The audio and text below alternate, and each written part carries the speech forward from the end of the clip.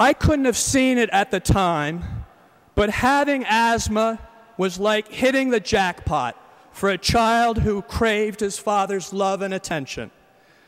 When his light shined on me alone, there was no better feeling in all of the world. When Dad was away, I often didn't know when he would return. And as a young boy, I didn't know why he wasn't around at Christmas time when Santa came to the house. And I really wondered why Santa had the same 2 moles on his face that my dad had. And in the same place as my dad. Even after I figured out that that was my dad and the costume finally came off, he still remained to me a magical figure. As a little kid, I didn't look like much of a sailor, but my dad thought otherwise. You see, in sailing, there are rules as well, much like government. Tireless, mundane rules that will surely make you seasick. The rule was 4 people on a boat to race, just 4. But my dad, of course, dug around until he found a rule around the rule. Sound familiar to you who served with him in the Senate?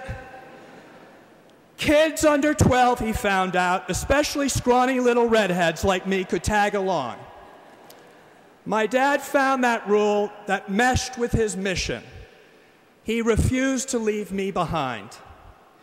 He did that for all of those around the world who needed a special voice as well. When we raced in foul weather, there was lots of salt water and lots of salty language. Those experiences not only broadened my vocabulary, sure, but they also built my self-confidence. I saw a lot of his political philosophy in those sailboat races. One thing I noticed was that on the boat, as in this country, there was a role for everybody, a place for everybody to contribute.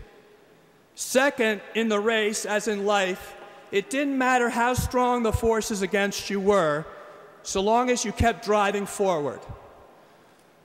There was nothing to lose. Maybe you'd even come out a winner. My dad was never bowed. He never gave up, and there was no quit in Dad. And looking out in this audience, and looking out at the tremendous number of people who aligned themselves along the roadways, coming up from the Cape, throughout Boston when we went around, who waited in line for hours to see his casket as they came through the JFK Library, there's no doubt in my mind that my dad came out a winner.